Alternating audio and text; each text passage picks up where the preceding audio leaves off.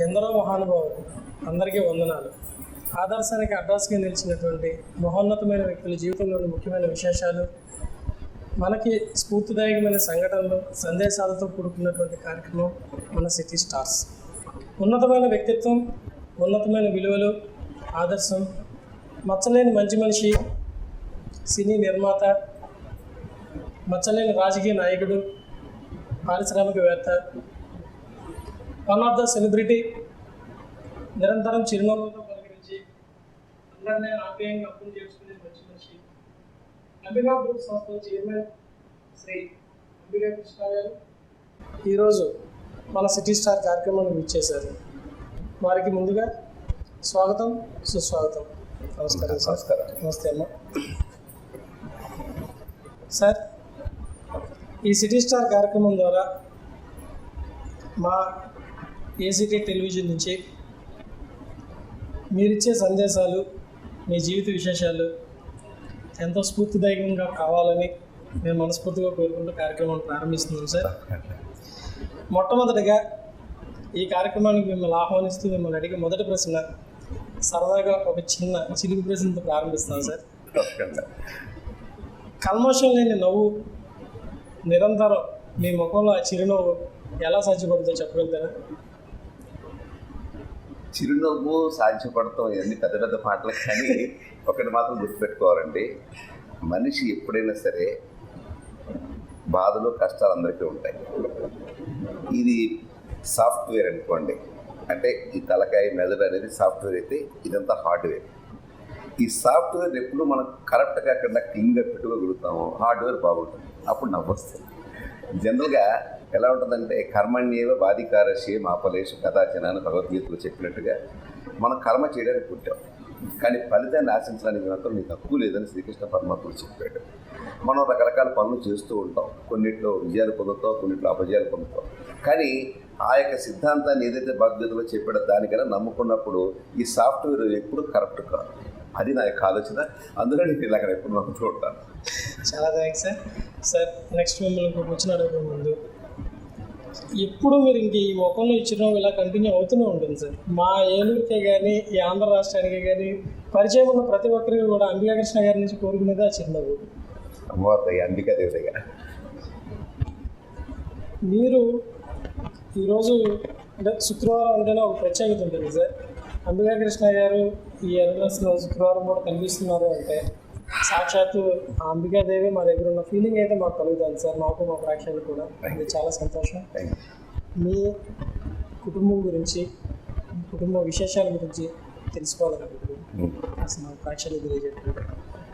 ఆలపాటి రామచంద్రరావు గారు మా నాన్నగారు, నేను నలుగురు అన్నదమ్ములు. అంబికా లక్ష్మణరావు గారు, అంబికా కృష్ణ, అంబికా ప్రసాద్, అంబికా రాజా. అయితే అన్నయ్య గారు ఎప్పుడో కాలం.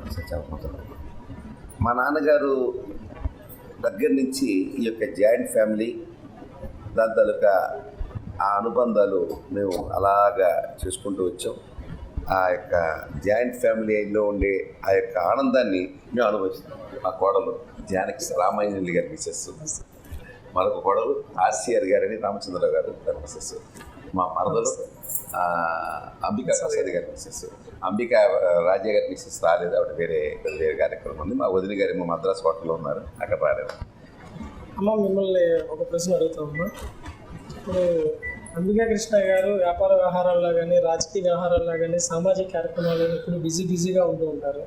కుటుంబాన్ని నడిపించడంలో మీ యొక్క పాత్ర గురించి తెలియజెప్తారు. అంటే పిల్లల పోషణ, పెంపకం, వాళ్ళని తీర్చిదిద్దే విషయాల్లో మీరు ఎలా వారికి సహకరించేవారు? ఆయన తగ్గట్టుగానే పిల్లల్ని చూసుకోవడం, చేయడం. మొత్తం పిల్లల బాధ్యత, కుటుంబ వ్యవహారాలన్నీ మీరే చూసుకునేవారు? మా అత్తగారు, మా మామగారు అన్నీ మేమే చూస్తున్నాను. ఏది వచ్చినా సరే అన్నీ చూస్తున్నాను అన్నమాట. సార్, ఇంకొక ప్రశ్న సార్. మీ బాల్యం గురించి, మీ విద్యాభ్యాసం గురించి తెలుసుకోవాలనుకుంటున్నాను. ఈ తర్వాత ఇంకొక ప్రశ్న అడుగుతాను sir, that is very suspense. ముందు ఈ విషయం చెప్పండి సార్. బాల్యం అంటే ఏలూరులో నేను చదువుకున్నాను. నా లైఫ్లో నేను కాలేజీలోకి అడుగు పెట్టాల. నేను చదువుకుంది 10వ క్లాస్ వరకే. 10వ క్లాస్ అయిన తర్వాత నాన్నగారు వ్యాపారంలోకి వచ్చేయి, నువ్వు నాకు మనుషులు ఎవరు లేరు, వ్యాపారం పెరుగుతూ ఉంది, పెంచాల్సిన అవసరం ఉంది, కాబట్టి నువ్వు వచ్చేయి అని చెప్పారు. 10వ క్లాస్ పరీక్షలు రాశాను, పాస్ అయ్యాను, వచ్చాను. హై స్కూల్లో చదువుకున్నాను, గవర్నమెంట్ హై స్కూల్, ఇప్పుడు కోటదెబ్బ హై స్కూల్ అని మనం ఉంటాం కదా, అక్కడ చదువుకునేవాడినండి. ఇక అక్కడికి ఆ స్కూలు, ఆ రోజులు అవన్నీ కూడా గుర్తు పెట్టుకోవాలంటే అప్పట్లో అయితే ఏలూరులో ఈ ఏలూరు కాలం ఉంది కదా, ఆ ఏలూరు కాలంలో పడవలు కూడా ఎత్తుండే అప్పట్లో. నాకు బాగా గుర్తు. నేను నా 2-3 ఫ్రెండ్స్ ఉండేవారు, ఇప్పుడు వాళ్ళు లేరు ఇక్కడ ఎవరును. ఇద్దరం కలిసి నడుచుకుంటూ వెళ్తూ ఆ వంతెన మీద నుంచునేవాళ్ళం, వసంతమల వంతెన మీద నుంచుని కర్రంతెన కాడి నుంచి పడవ వస్తుంటే ఆ పడవ అలాగొచ్చి మా బ్రిడ్జి కింద నుంచి అలా వెళ్ళే వరకు నుంచుని ఆ పడవకు ఆశ్చర్యంగా చూసుకుంటూ వెళ్ళి సినిమా వాల్ పోస్టులు అంతా చూసుకుంటూ వెళ్ళటం నాకు ఇప్పటికీ బాగా గుర్తు. అదే మీరు ఇబ్బంది పడినంటే సార్ మా ప్రశ్న అడుగుతున్నా. సార్ మీరు అంటే మీ యొక్క వయసులో, మీరు చదువుకున్న వయసులో, మీ వ్యాపారం ఆ టైం సమయంలో మీరు లవ్ అఫైర్స్ ఏమైనా చెప్పగలుగుతారా సార్? ఇప్పుడు అంటే ఒకటి సార్, అంబికా కృష్ణ గారు అంటే ఒక గ్లామర్, అందుకని ఈ ప్రశ్న అడగాల్సి వచ్చింది. అంటే ఇప్పుడు ఈ లవ్వులు గివ్వులు కానీ ఆ రోజుల్లో అంత లేవు, కానీ అప్పటికి కూడా ఈ ఒకటిగా మనం సరదాగా మాట్లాడుకుంటున్నాం కాబట్టి నేను తప్పలేదు. మాకైతే 10th క్లాస్లో ఒక 5 అమ్మాయిలతోటి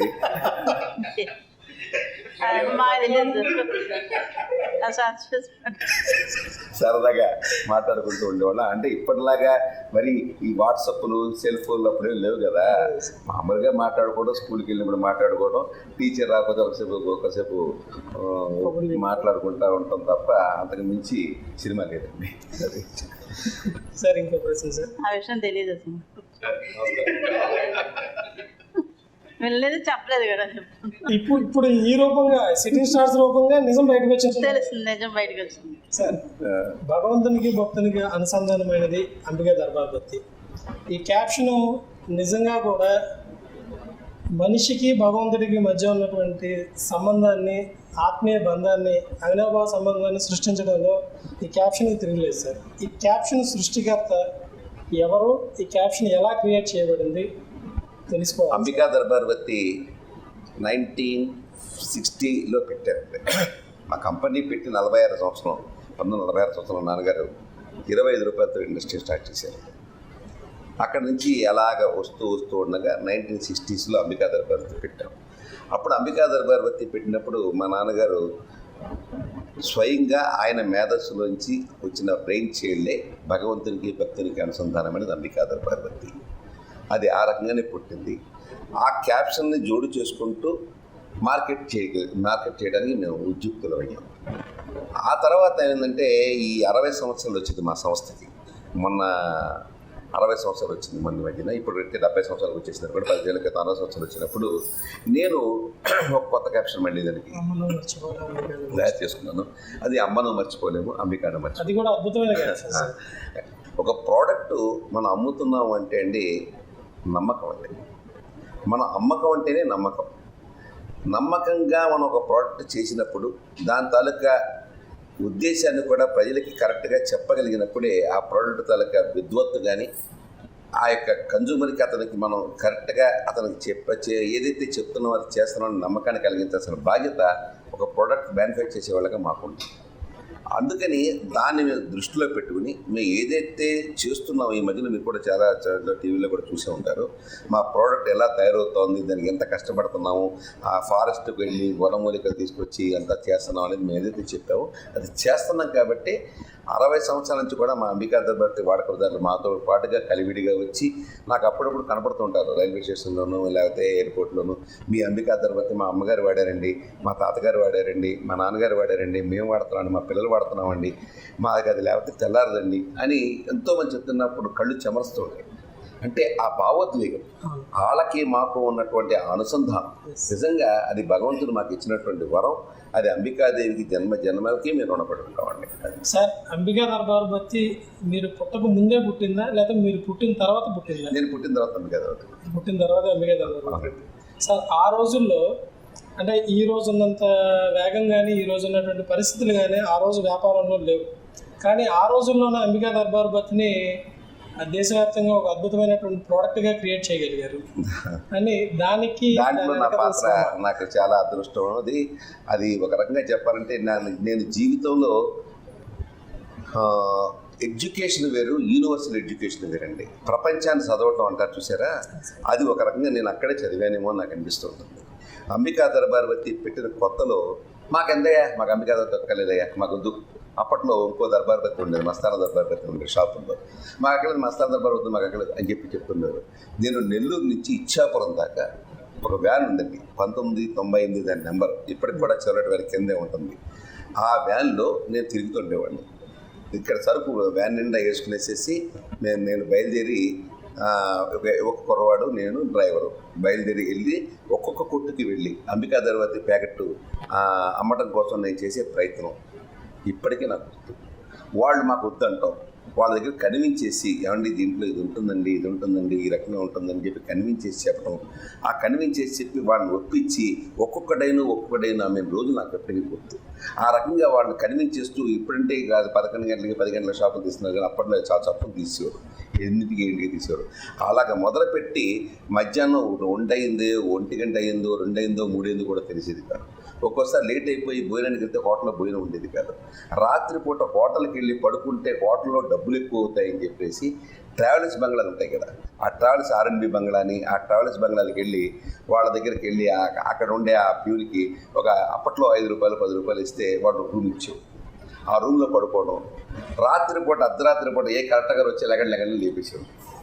లేపేస్తే లేచి వెళ్ళి ఆ రూమ్ మీద పడుకుని అక్కడే ప్రతి ట్రావెల్స్ బంక్ దగ్గర నుయ్యి ఉంటుంది, గ్యారంటీగా బాగుంటుంది.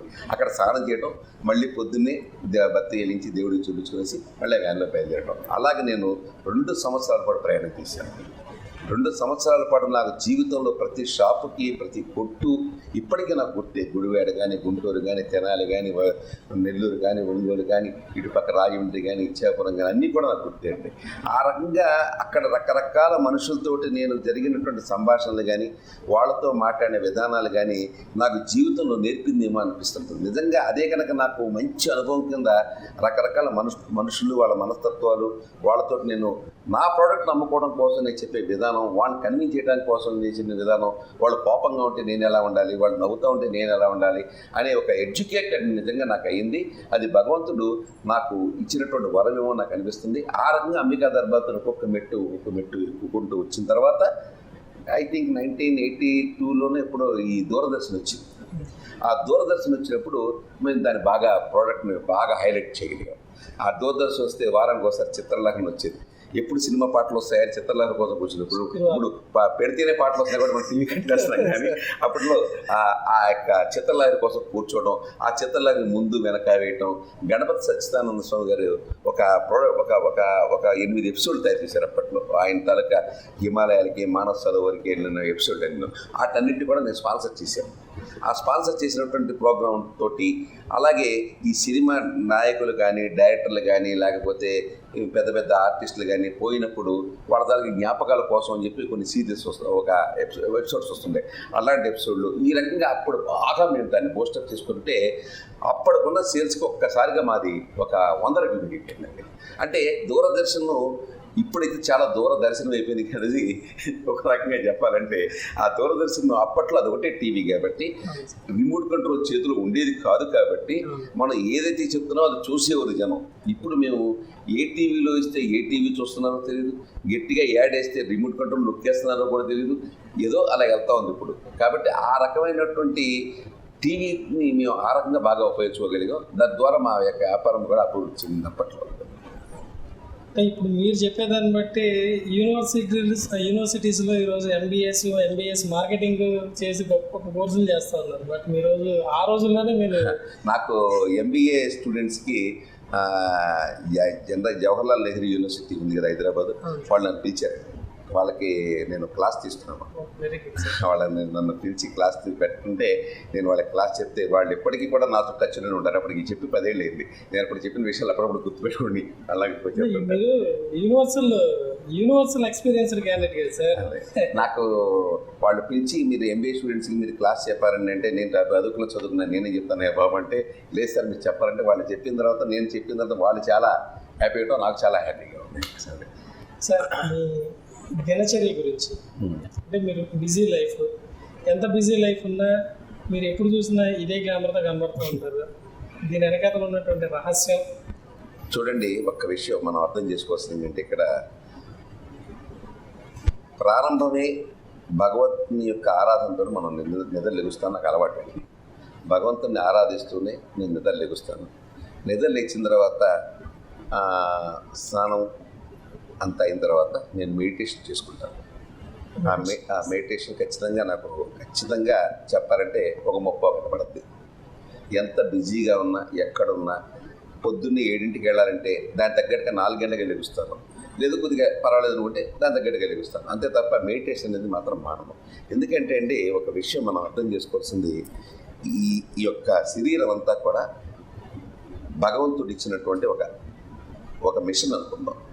ఈ మిషన్కి మనం ఉదయం నుంచి సాయంత్రం దాకా రకరకాల పనులతోటి చేస్తూ ఉన్నప్పుడు అరిగిపోతుంటుంది. లేదా మిషన్ కాకుండా ఇంకో రకంగా మాట్లాడితే, ఈ యొక్క వ్యవస్థలో ఉన్నటువంటి మనం చేసే నిత్య కర్మల్లో కానీ, కార్యక్రమాల్లో కానీ, మనం చేసే దాంట్లో పాపాలు లేకుండా ఉండవు.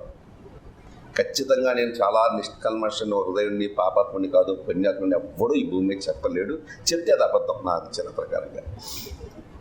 అటువంటప్పుడు ఈ యొక్క కల్మషంతో కూడినటువంటి కొన్ని విషయాలు మనకి ఎక్కినప్పుడు, లేతే మనం చేసినప్పుడు దాన్ని ప్రక్షాళన ఎలా చేసుకోవాలి? చూడండి, ఒక విషయం, ఆకలేస్తుంది శరీరానికి. మనం ఇడ్లీ తింటాం, లేదా అట్టు తింటాం, కడుపు నిండుతుంది. కానీ ఈ ఆత్మకు ఆకలిస్తే ఏం పెట్టాలి? దానికి ఆహారం భక్తిని పెట్టాలి. భక్తిని మాత్రమే పెట్టగలుగుతాం. అంటే నేను అనేది ఏంటంటే, ఎప్పుడైతే మనం ఈ యొక్క మనం చేసే కృత్యాల వల్ల కొన్ని కోల్పోతామో, దాన్ని మళ్ళీ రీక్యాప్ చేసుకోవాలంటే మెడిటేషన్ ఒకటే ఆధారం. తద్వారా ఇది ఛార్జ్ అవుతుంది. మళ్ళీ ఛార్జ్ అయిన దాన్ని మళ్ళీ మనం ఉపయోగించకుండా పొద్దుగల సాయంత్రం ఖర్చు పెట్టేస్తాం, మళ్ళీ దాన్ని రీఛార్జ్ చేసుకుంటాం. ఎప్పుడైతే ఈ యొక్క వైబ్రేషన్ ఇక్కడ కలిగిందో, మనసులో ఆధ్యాత్మిక చింతనతో వచ్చిన వైబ్రేషన్ కలిగిందో, వైబ్రేషన్ వస్తే కదా సెలబ్రేషన్. అంతేగా సార్. అది అదే సార్. ఆధ్యాత్మిక సేవా కార్యక్రమాల్లో మీరు ఎటువంటి సేవా కార్యక్రమాలు చేస్తూ ఉన్నారు సార్ ప్రజెంట్? ఆధ్యాత్మిక సేవా కార్యక్రమాల్లో అంటే మేము అంబికాదేవి ఇష్టదైవం. మా సంస్థ పెట్టిన 60 సంవత్సరాలు వచ్చినప్పుడు మా ఫ్యామిలీలో అందరం కూర్చొని మాట్లాడుకుని ఇది మనం అంబికాదేవి గుడి కడదాం అనుకున్నాం. సొంతంగా మేమే వితౌట్ ఎనీ డొనేషను ₹1,00,00,000 పైన ఖర్చు పెట్టి దేవాలయం కడతాం. అంతకుముందు ఎప్పుడో మా నాన్నగారు 64వ సంవత్సరంలో ఆంజనేయ స్వామి దేవాలయం కట్టిన స్థానంలో సత్తరపాడులో కడతాం. ఈ సంవత్సరం క్రితం మళ్ళీ శివలింగాన్ని కూడా అక్కడ ప్రతిష్ఠ చేయడం ఇది జరుగుతుంది. అలాగే ఇక ఆధ్యాత్మిక కార్యక్రమం మీకు తెలియంది కాదు. ఏలూరులో ఏ కార్యక్రమం జరిగినా అంబికా తాలూకా పాత్ర అనేది ఉంటూనే ఉంటుంది. 18 పురాణాలు, అష్టాదశ పురాణాలు కూడా చెప్పించాం. అష్టాదశ పురాణాలు వత్తిపతి పద్మాగర్ గారితో చెప్పించి అదొక పెద్ద కార్యక్రమం చేశాం. అలాగే ఈ మధ్యలోనే వెంకటేశ్వర స్వామికి, తిరుమల వెంకటేశ్వర స్వామికి అక్కడ అన్నదాన కార్యక్రమానికి ₹30 లక్షల కూడా డొనేషన్ ఇవ్వడం. నిరంతరం అదొక కార్యక్రమం జరుగుతూనే ఉంటుందండి. అది ఒక పక్క ఒక ఛానల్ వెళ్తూనే ఉంటుంది మాకు. అంబికా కృష్ణ గారు, మీ సినీ రంగ ప్రవేశం గురించి కాస్త మా ప్రేక్షకులకు తెలియజేయండి. సినిమా రంగ ప్రవేశం అంటే, మా నాన్నగారు అయితే 75లో థియేటర్ కట్టారండి. ఆ థియేటర్ బాగా దగ్గరుండి నాన్నగారు యాక్టివ్గా చేస్తున్నారు. నేను వెనకాల మొత్తం వర్క్ అంతా సూపర్వైజ్ చేస్తున్నాను. అప్పట్లో మాకు కృష్ణగత్తుడు బాగా పరిచయం ఏర్పడింది. ఘట్టమనేని కృష్ణగత్తుడు. ఆయన తరచుగా ఏలూరు వచ్చిన మా థియేటర్ రావటం, ఆయన పాడి పంటలు కానీ ఎక్కువ సినిమాలు, కృష్ణగారి సినిమాలు మా హాల్లో ఎక్కువగా ఆడాం. కాకతాళీయంగా జరగచ్చు, ఎలా అయినా జరగచ్చు. దాంతో మాకు ఆయనకి బాగా రిలేషన్షిప్ పెరగడం, విజయ నిర్మలకి మాకు రిలేషన్ బాగా పెరగడంతో అలాగే అటాచ్మెంట్ సినిమా ఇండస్ట్రీ మీద జరిగింది. ఆ తర్వాత ఏమైందంటే, మా డిస్ట్రిబ్యూషన్ ఆఫీస్ పెట్టాను. డిస్ట్రిబ్యూషన్ ఆఫీస్ పెట్టి కొన్నాళ్ళు డిస్ట్రిబ్యూషన్ చేసేటప్పటికల్లా చాలా లాస్ వచ్చేసింది. ఒక డిస్ట్రిబ్యూషన్ అంటే డబ్బులు డిస్ట్రిబ్యూషన్ అయితే మనకు రాదు అని నాకు అర్థమయ్యి డిస్ట్రిబ్యూషన్ మానేశాను. ఆ తర్వాత నాకు యూవి సత్యన్ గారితో పరిచయం ఏర్పడింది. ఆయన నాకు ఎంత క్లోజ్ ఫ్రెండ్ అయిపోయాడంటే, మీ ఇద్దరు కలిసి మా ఇంట్లోకి వస్తే ఒక వంశంలో పడుకునేవాడు. అంత క్లోజ్ ఫ్రెండ్గా ఉండేవాడే. ఆయన ఒక రోజున నాకు ఫోన్ చేసి, కృష్ణ గారు మంచి సబ్జెక్ట్ ఉందండి, సినిమా తీద్దామా, మీకు ఇది చాలా బాగుంటుంది సబ్జెక్టు అని అన్నాడు. నేను అప్పుడు సినిమా చూస్తున్నాను మా హాల్లో, అంబికా థియేటర్లో ఏదో సినిమా చూస్తున్నాను. ఫోన్ వస్తే వెళ్ళాను, మాట్లాడాను. అప్పటికి ఇంకా సెల్ ఫోన్స్ అయ్యారు. అలా సరే వస్తాను, రేపు వస్తానని చెప్పాను. వెళ్ళాను. కన్యాదానం కథ, ఆ కన్యాదానం కథ వినిపించడం, అది బాగుంటాం, అది వెంటనే తీయటం, ఆ రకంగా ఎంటర్ అయ్యాను. సినిమా నిర్మాతగా కన్యాదానం నుంచి మీరు నిర్మాత కన్యాదానం నిర్మాత ఇప్పటివరకు ఎన్ని సినిమాలు చేశారు సార్? దగ్గర పెద్దగా చేశాను. అంటే మీరు సినిమాలు నిర్మించే సమయానికి ఇండస్ట్రీ పరిస్థితులకి ఇప్పుడు ఇండస్ట్రీ పరిస్థితికి గల ఇప్పుడు సినిమా ఇండస్ట్రీ చాలా బాగుందండి. బేసికల్గా చెప్పాలంటే ఇప్పుడున్న ఇండస్ట్రీలో కొన్ని అడ్వాంటేజ్ ఏమైందంటే శాటిలైట్ రైట్స్ బాగా రేట్లు వస్తున్నాయండి సినిమాకి. ప్లస్ ఓవర్సీస్ మార్కెట్ బాగా పెరిగింది. చిన్న సినిమా అయినా పెద్ద సినిమా అయినా ఇవాళ ఓవర్సీస్లో కోట్ల రూపాయల వ్యాపారం చేస్తూ ఉంది.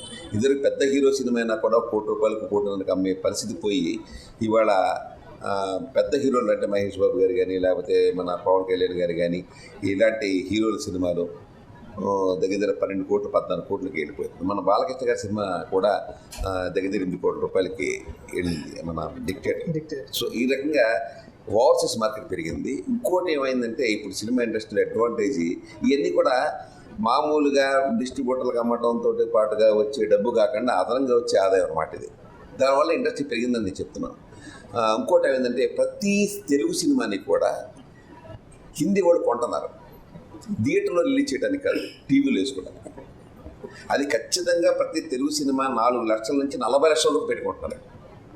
దానివల్ల ప్రతి తెలుగు సినిమాకి కూడా అటు హిందీలో టీవీ కోసం చేసుకునేది ప్లస్ ఈ ఓవర్సీస్ మార్కెట్ పెరగడం కానీ, అలాగే మన మార్కెట్ కొద్దిగా ఇప్పుడు కొత్త హీరోలు వచ్చింది, అల్లు అర్జున్ వీళ్ళంతా వచ్చిన తర్వాత కొంచెం ఆ మలయాళం సైడు వాళ్ళు డబ్బింగ్ చేసుకోవడానికి తీసుకుంటున్నారు మన సినిమా. ఇద్దరికి మన డబ్బింగ్ ఎవరు తీసుకున్నారు కదా, ఇవాళ మలయాళం ఇక్కడ డబ్బింగ్ చేసుకోవడం ఈ రకంగా తీసుకుని ఇప్పుడు ఓవరాల్గా ఏంటంటే సినిమా బాగుంటేనే చూస్తారు, అది వేరే విషయం అని చెప్పేది కదే. కానీ ఓవరాల్గా ప్రతి సినిమాకి ఒక మినిమం గ్యారంటీ వ్యాపారం అయితే వస్తూ ఉంది.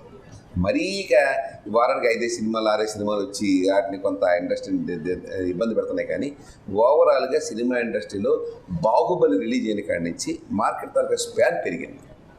మన సంక్రాంతి పండుగకి తీసుకోండి, 4 సినిమాలు వచ్చింది, 4 డబ్బులు చేస్తున్నారు. సోగ్గాడి చిన్న అయినా కానీ, డిక్టేటర్ కానీ, మన నాన్నక ప్రేమతో కానీ, రన్ రాజా ఎక్స్ప్రెస్ రాజా కానీ, ఈ 4 సినిమాలు కూడా అందరికీ లాభాలు వచ్చింది. అంటే ఒక్కసారిగా 4 సినిమాలు వచ్చినా కూడా మోయగల కెపాసిటీ తిరిగి ఇండస్ట్రీకి ఉందని మా అందరికీ అర్థమైంది, నిర్మాతలందరికీ. అంతకుముందు పండగంటే 1 సినిమానే 2 సినిమాలు అనుకున్నాడు, అమ్మ 4 సినిమాలు మోస్తూ ఉంది ఇప్పుడు ఇండస్ట్రీ అనే నమ్మకం వచ్చింది. అదే సార్, మరి ఇలాంటి పరిస్థితుల్లో మీరు ఇప్పుడు సినిమాలు నిర్మించే అవకాశాలు ఉన్నాయి? ఉంది. నేను బాలకృష్ణ గారితో సినిమా నాకు 100 సినిమా చేయను కానీ 101 102 నేను ఆల్రెడీ స్టాక్స్ ఆర్ గోయింగ్, అది నేను చేసేస్తాను. సార్, ఇప్పుడు మీ రాజకీయ జీవిత విశేషాల గురించి తెలుసుకోవాలనుకుంటున్నాను సార్ క్లుప్తంగా. రాజకీయంలో అంటే అండి, నేను అంతకుముందైతే బాగండి బాబు గారికి అమ్మగారు ఉన్నారు కదా, వరలక్ష్మి గారు, వారికి పొలిటికల్ క్యాంపెయిన్లో కాంగ్రెస్లో తిరిగేవాడు. నేను పొలిటికల్ క్యాంపెయిన్లో నేను స్పీచ్ కొద్దిగా అద్భుతమైన స్పీకర్ కాబట్టి భగవంతుడు ఇచ్చిన వరం కాబట్టి అది పుచ్చుకుని నేను కాంగ్రెస్ పార్టీ తరఫున తిరిగేవాడిని. జెండా పుచ్చుకుని ఆ రోజు రోడ్డు పక్కన లారీల మీద తిరగడం అలా చేస్తూ ఉండేవాడిని. అది అలా చేస్తూ ఉండగా 1999లో మా నాన్నగారు కాలం చేశారు. కాలం చేసినప్పుడు ఆ యొక్క 16 రోజులు 18 రోజులు బయటికి రాకూడదు. ఆ బయటికి రాని పరిస్థితుల్లో ఈ సినిమా ఇండస్ట్రీ తాలూకా రాఘవేంద్రరావు గారు, ఈ సత్యనారాయణ గారు, తర్వాత ఇంకా కొంతమంది ఆర్టిస్టులు అందరూ నాకు ఫోన్లు చేసి, కృష్ణ గారు చంద్రబాబు నాయుడు గారి దగ్గరికి మిమ్మల్ని తీసుకెళ్తాం, మీరు రండి అని చెప్పి నన్ను అడగ. ఇదేంటి ఇప్పుడేమో నాకేమో నాన్నగారేమో ఇచ్చేసింది, ఈ టైంలో ఈ గొడవ ఏంటి అంటే అప్పుడు ఎన్నికలు వస్తున్నాయి. 99 సెప్టెంబర్లో ఉన్నప్పుడు ఎన్నికలు వస్తున్నాయి. నాన్నగారు జూలైలో కాలం చేశారు, జూలై ఎండింగ్లో కాలం చేశారు. ఇది ఏంటబ్బా అనుకున్నాను. ఇక అలాగే పెరిగిపోయింది ఒత్తిడి. 14 రోజుల్లో ఒత్తిడి పెరిగిపోయి 15వ రోజు కల్లా వాళ్ళు ఎలా మెంటల్ గారు నన్ను ప్రిపేర్ చేశారంటే ఈవీ గారు కానీ రాఘవేంద్రరావు గారు కానీ వీళ్ళందరూ 15వ తారీఖు రాత్రే నన్ను రైలు ఎక్కించారు. ఎక్కించేసి చంద్రబాబు నాయుడు గారి దగ్గరికి వెళ్తే చంద్రబాబు నాయుడు గారు పిలిచి లోపల గదిలో కూర్చోబెట్టి ఫస్ట్ టైం ఆయన్నే చూస్తాం కూడా. అంతకుముందు ఆయన నేను మామూలుగా టీవీ వ్యవహారం చూస్తాం తప్ప ఆయన నేను ఎప్పుడు కలవాల. వెళ్ళంగానే కృష్ణ గారు మీరు విన్నారండి, మాకు మీ సినిమా వాళ్ళందరూ చెప్పారు, మీరు చాలా కమిటెడ్గా చేస్తున్నారు, వ్యాపారం బాగా అభివృద్ధి చేశారు, మీ ఇండస్ట్రీని చాలా ఇంటర్నేషనల్ స్థాయికి తీసుకెళ్లారని విన్నాను, మీలాంటి కష్టపడేవాళ్ళు నాకు కావాలి, మీరు మా పార్టీలోకి వచ్చేయండి నేను మీకు టికెట్ ఇస్తాను, ఎమ్మెల్యే టికెట్ ఇస్తాను, కానీ కొన్ని కారణాల వల్ల అప్పుడే నేను చెప్పకూడదు, మీరు బయటికి చెప్పకూడదు కూడాను, మనం రహస్యంగా ఉంచండి, నేను ఇవాళ మీకు చెప్తాను, మీకు టికెట్ ఇచ్చేస్తాను అని చెప్పాడు. నాకు అసలు ఒకసారి అర్థం కాల, టికెట్ ఇచ్చే సినిమా టికెట్ ఇచ్చేస్తారు నాకు అసలు అర్థం కాక, అలాగేనండి నేను ఇంట్లో ఫ్యామిలీతో మాట్లాడొస్తానండి అని చెప్పేసి వచ్చి ఇంట్లో ఫ్యామిలీతోటి కూర్చుని మాట్లాడితే మంచి ఆఫరు అన్న ఎండు అని చెప్పి అంబికా ప్రసాద్ మా తమ్ముడు రాజా మా ఇంట్లో అందరూ కూడా చెప్పారు. ఇంకా అప్పుడు వెళ్ళారు. వచ్చింది ఏంటంటే కోపం నాకు ఇప్పటికీ మర్చిపోను.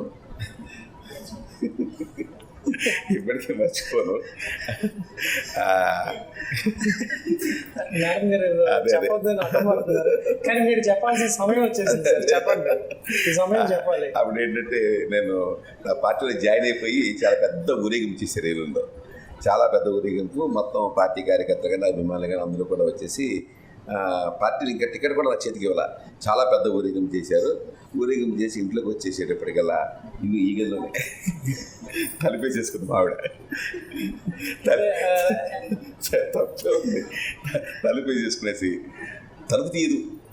ఎందుకు వెళ్ళారు రాజకీయాల్లోకి మీరు, మీకు రాజకీయాలతో పని ఏంటి, మనకు రాజకీయాలతో పని ఏంటి అని వాదిస్తుంది.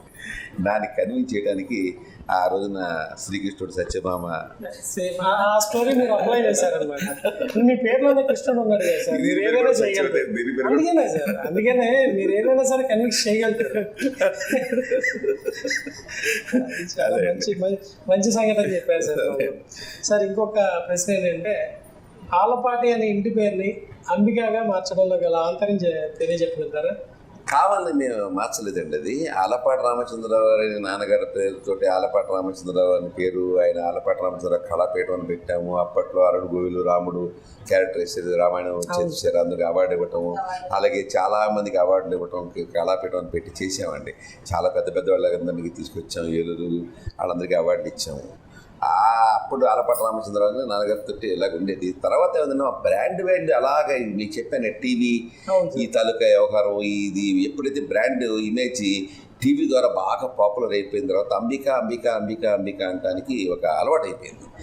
ఐడెంటిఫికేషన్ కోసం ఎందుకంటే అంబికా కృష్ణ గారు అని అంటాం, అలాగా, లేకపోతే అంబికా ఫ్యామిలీ అంబికా ప్రసాద్ అంటాం, అలాగా అంబిక వాళ్ళ ఐడెంటిఫికేషన్ కోసం అంబిక అంటే అదే అలాగా అలవాటు అయిపోయి అంబికా కృష్ణగా నా పేరు మారిపోయింది. అప్పుడు మా ఇంట్లో నిర్ణయం తీసుకున్నాం, ఓకేరా జనాలందరూ కూడా ఇలాగ మనం ఐడెంటిఫై చేస్తున్నారు కాబట్టి నా పేరు అంబికా కృష్ణరా, నీ పేరు అంబికా ప్రసాద్, నీ పేరు అంబికా రాజరా ఇవాళ నుంచి అని చెప్పి అనుకున్నాం. అలాగే అయిపోయింది.